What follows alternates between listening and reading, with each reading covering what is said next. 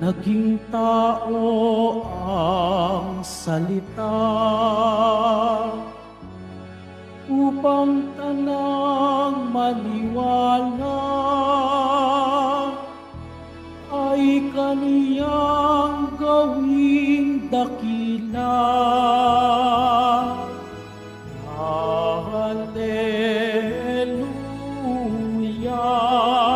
Hallelujah, Hallelujah, Hallelujah.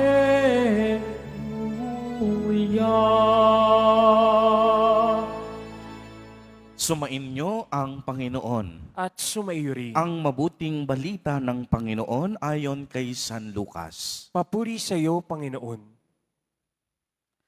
Taon-taon tuwing pista ng Paskwa, ang mga magulang ni Jesus ay pumupunta sa Jerusalem. At nang 12 taon na siya, pumaroon sila gaya ng dati nilang ginagawa. Pagkatapos ng pista, sila'y umuwi na.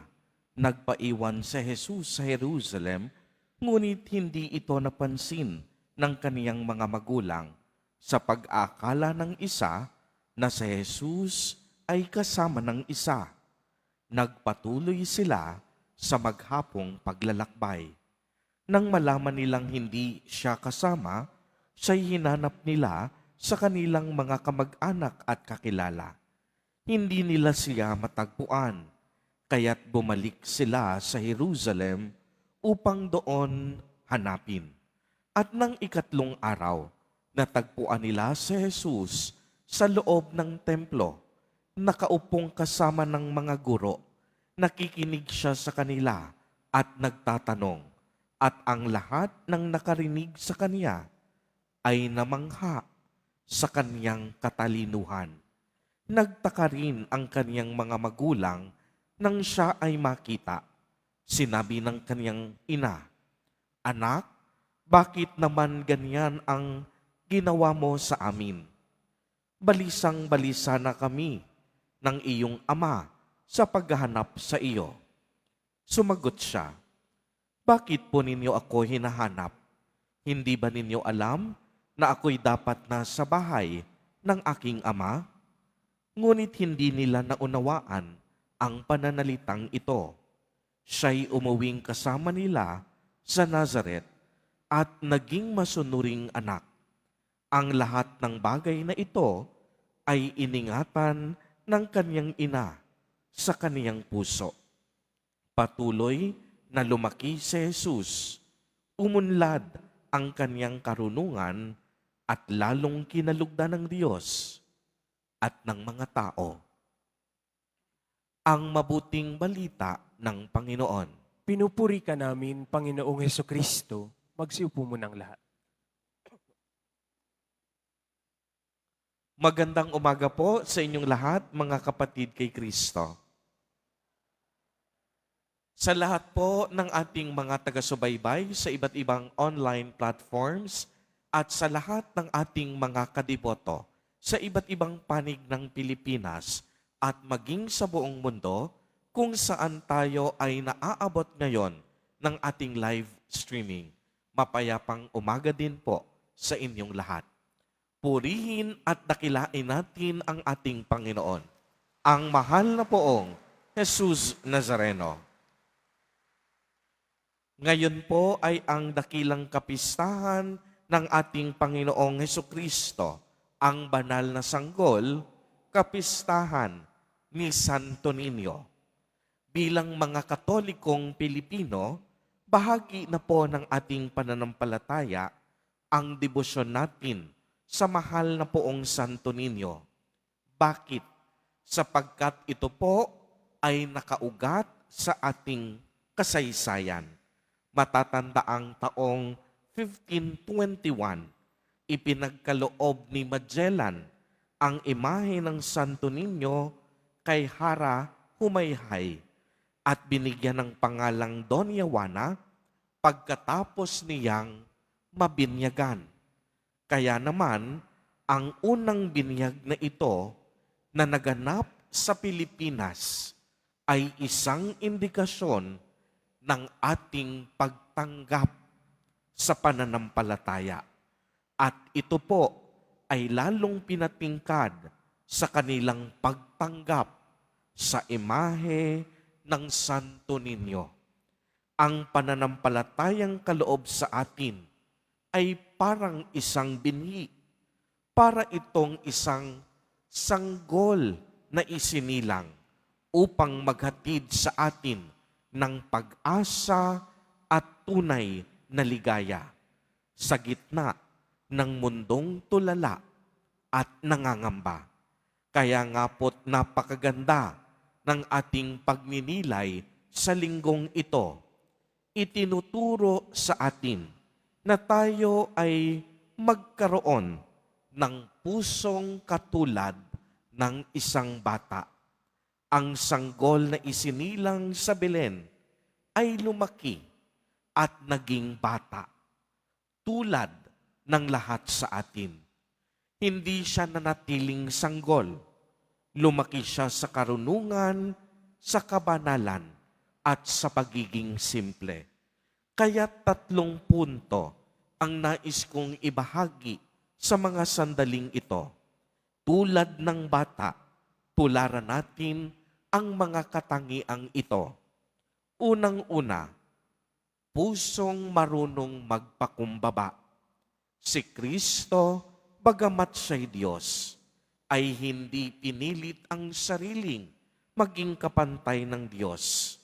Kaya nga nakakalungkot pong isipin na marami sa ating kapanahunan gusto lagi sila ang bida.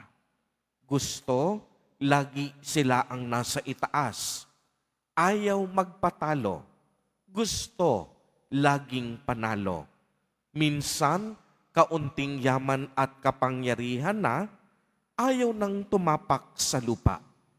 Pero si Jesus Nazareno, pinili niyang mabuhay ng simple. Nanatili siyang mababa ang kalooban tulad ng isang bata. Ikalawa, pusong marunong makinig. Si Jesus Nazareno, palaging nakikinig sa kanyang ama.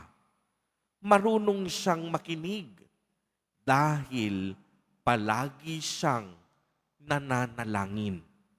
At kung tayo'y madasalin, tinuturuan tayong makinig ng tama at mabuti. Ganito ang naging buhay ni Jesus Nazareno. Palagi siyang nagdarasal, kaya palagi din niyang naririnig ang tinig at kalooban ng kaniyang ama. Katulad ng isang bata, si Jesus Nazareno may pusong marunong makinig. Ikatlo, pusong marunong magtiwala. Si Jesus Nazareno hindi naubusan ng pagtitiwala sa kaniyang ama. Kahit siya ay nakaranas ng mga pagdurusa at pagkapuot ng mundo, hindi ito naging hadlang upang maubusan siya ng tiwala sa Diyos Ama. Hindi siya nagtanim ng galit, hindi naghiganti, nagtiwala sa Ama hanggang sa dulo ng kanyang hininga. Katulad ng isang bata, si Jesus Nazareno may pusong marunong magtiwala. Kaya nga napakalaki at makapangyarihan man ng Diyos, pinili niyang maging maliit at maging kaisa natin. Ibang klaseng kumilos ang Diyos. Ibang klaseng magmahal ang Diyos. Mapapamangha na lang tayo. Therefore, God's love is enough assurance that He will be with us no matter what happens. Kaya nga po tayo ay bumalik sa liwanag ng Diyos at manahan sa ningning ng kaniyang mabathalang kamusmusan. Si Jesus ang sanggol, ang Santo Niño ay ang ating tunay na liwanag at pag-asa. Kaya patuloyin natin ang batang sanggol sa pintuan ng ating puso upang kasama niya makabalik tayong lahat sa tahanan ng Ama. Tayo pong lahat pabalik sa Diyos. Ang mga pagsubok sa araw-araw ang mababigat nating pasanin. Ang lahat ng ito bahagi lamang ng ating paglalakbay. At kagaya ng bawat kwento, lahat ng ito may katapusan. Lilipas din ang problema. Mauubos din ang mga pagsubok. Kaya't habang tayo ay naglalakbay, hayaan nating kumilos ang Diyos sa ating buhay. Maging katulad tayo ng isang bata.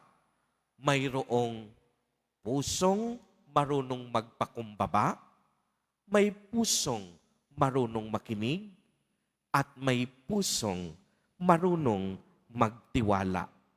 Kagaya ng bata, tayo naway mapuno ng iba yung pag-asa.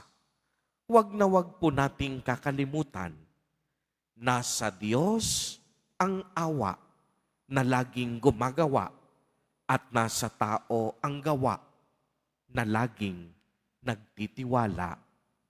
Amen. Purihin at dakilain natin ang ating Panginoon, ang mahal na poong Jesus Nazareno.